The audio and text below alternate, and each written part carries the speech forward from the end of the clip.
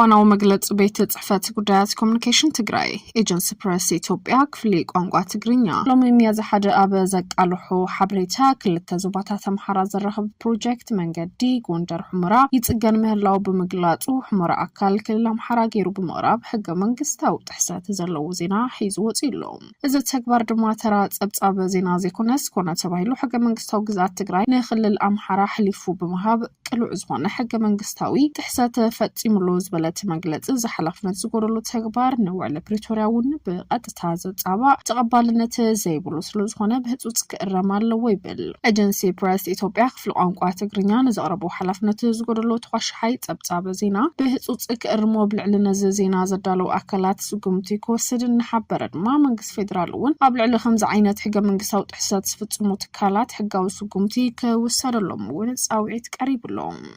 ንውዕል ሰላም ፕሪቶሪያ ስዒቡ ዝቆመ ግዚያዊ ምሕዳር ትግራይ ባይተ ጌታቸው ረዳና ተመርሐን ክልተ ዓመታት ስራሕ ጸኒሑ እንተኾነት ግዚያዊ ምሕዳር ብሰንኪያ በመንጎ ላዕለዎት መሪሕነት ሕወሓት ዝተፈጠረ ምክፍፋል ነቶም ከፈጽምዎ ምስ ወሃቦም ዓበይቲ ዕማማት ብዝግባእ ከዕውት ከም ዝኽኣለ ይንቀፍ ኣብ ውሽጢ ሕወሓት ተፈጠረ ምክፍፋል ናብ ዝለዓለ ፖለቲካዊ ውጥሪ ብምዕራጉ ድማ ህዝቢ ትግራይ ናብ ስጋት ጸጥታ ከኣቱ ኣብ መንጎ ፍልልያት ክፍጠሩ ምክንያት ከም ዝኾነ ይዝመን ሕወሓት ባውሩ ብዶክተር ደብረጽዮን ዝምራሕ በፕሬዝዳንት ጌታቸው ረዳ ዝምራሕ ብዝብል ናብ ክልተ ወገን ዝተመቐለ እንትኸውን እዚ ምክፍፋል ግን ናብ ውሽጢ ሓይልታት ትግራይ ሓፋሽ ህዝብን መልሓቁ ዝተፈላለዩ መግለጽታት እውን ተራእዮም ብሓፈሻ ኣብ ህዝቢ ትግራይ ብፍላይ ድማ ኣብ ልሂቃን ኣብ ፖለቲካ ዝሓሸ ግንዛቤ ዘለዎም ሰባት ዝተፈጥረ ፍልልይን ሓሳባትን ክሳብ ናብ ስልጣን ክእለክ መጽእ ኣለዎ ኣይፋል ክእላ ኣብ ስልጣን ክጸንሕ ኣለዎ ዝብል ይበጽሕ ፕሬዝዳንት ግዚያዊ ምሕዳር ነበራይተ ጌታቸው ረዳ ብሰንኪ ጻምእ ስልጣን ዘለዎም ላዕለዎት መራሕቲ ሕወሓት ነቲ ዝተዋህቦ ሓላፍነት ክፈጽም ከም ዘይከኣለ ተደጋጋሚ ክስታት ክቐርብ ይጸኒሑ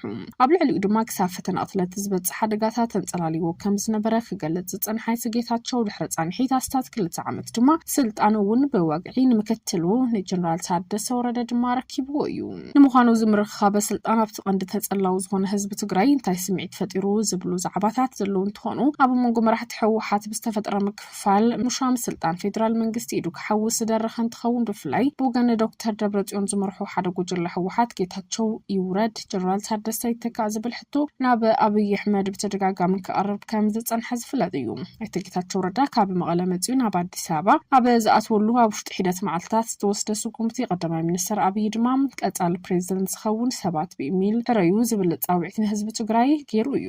ብርግጽ ውጽኢት እቲ ብኢሜል ዝተዋሃበ ጥቆማ ጀነራል ታደሰ ወረደ ኣብ ስልጣን ዘምጽእ ድዩ ኣይኮነን ዝብል ወግዒና ተገለጸ ነገር ዘይለኳ ትኾነት ምስግጋር ስልጣን ሰበ ስልጣን ፌደራል ኣምባሳደራት ዝተፈላለዩ ሃገራት ኣብ ዝተረኸብሉ መድረኻት ተኻይዱ ኣብ ስራሕቲ ንግዲ ኣብዚ ዛዕባ ጠሚቶም ሓሳቦም ካብ ዝሃቡ ድማ ምስትግጋር መዝነት ፕሬዝዳንት ግዚያዊ ምሕዳር ከም ዝከታተልዎ ብኣውንታ ከም ዝቕበልዎ ዝገልጹ ዘለዉ እንትኾኑን ህዝቢ ዘሳትፈ ኣብ መንባሩ ሕቶ ዘለዓለት ወሃብ ርእቶም ኣብቲ መድረኽ ወከልተን ሹመኛታትን ፌደራል መንግስቲ ጥራሕ እዮም ነይሮም ኣብ ትግራይ ዝጸንሐ ሓድሽ ዝተሾመ ኣይተ ጌታቸው ረዳን ጀነራል ታደሰ ወረደን ተረኺቦም ካብ ትግራይ ከምኡውን ሕወሓት ዝተወከሉ ስለዚ ተረኽቡ ግን ጥርጣረን ስክፍታን ፈጢሩ እቲ ካልእ ድማ ህዝቢ ትግራይ ዝሓልፉን ዘሎ ኣብዚ ኣክል ዝብል ርእቶ ዝሃባ እንትኾና ንሕና ሰላሚና ንደሊ ካብ ጭንቅን ጸበባን ናብ ሰላም ተመጺና ተሓጓስና ወሰን የብሉን ወላዲ ዝሕልፉ ጸገም ህዝቢ ትግራይ ዝሰገሮ ጸበባ መግለጽ የብሉን ንሕና ግን ያኽለና ፕሬዝዳንት ጌታቸው ኮነ ጀነራል ታደሰ ወረደን ኣብ ስልጣን መጽኸዱ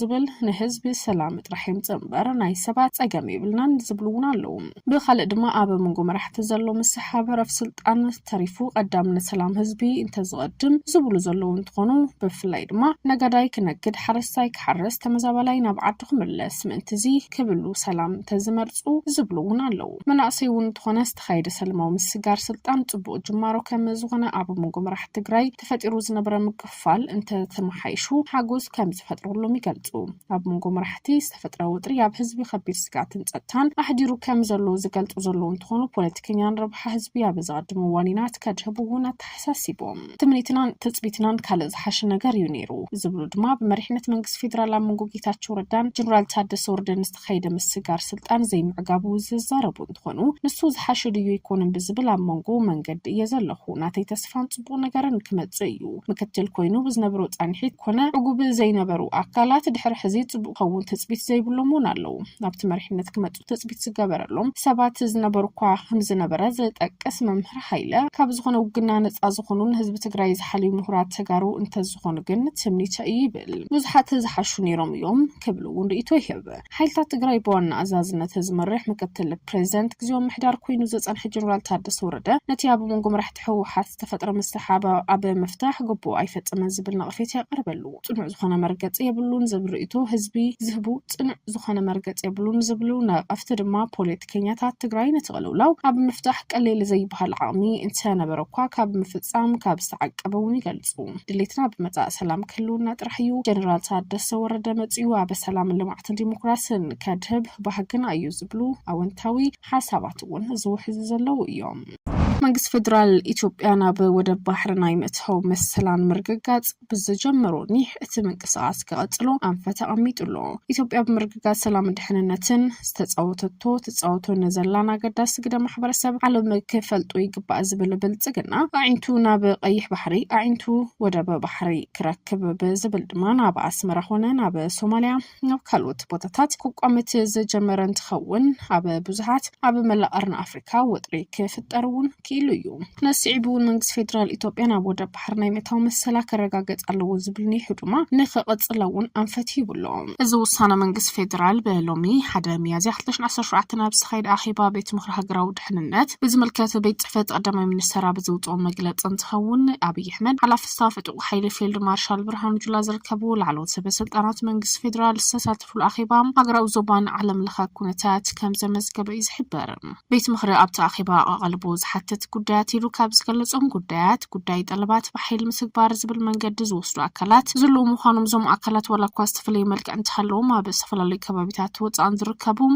ዝብል እቲ መግለጽ ቤት ምኽሪ ውዲት መጻወርያን ምዝማትን ምዕፋን ጭካርን ዝሕጋው ንግድ ከምውን በኃይል ድሊታት ምድላይ መልልኦም እዩ እቲ መግለጽ ዞም አካላት መሳበ ውሽጥ ሀገርን ወጻን ዝርከቡ ጸላእቲ ኢትዮጵያ ይተሓባበሩ ናይ ሓሶት ፕሮፓጋንዳ ዝመርሑ ክንፉ ከበሉን ከሲስሎም መንግስቲ ፌደራል ውን ወደብ ባህር መርከብ زجبر وزنبرة من قصاص حزد ما عطنا خيروك قتلوا ون عن فتى عميتو زرلو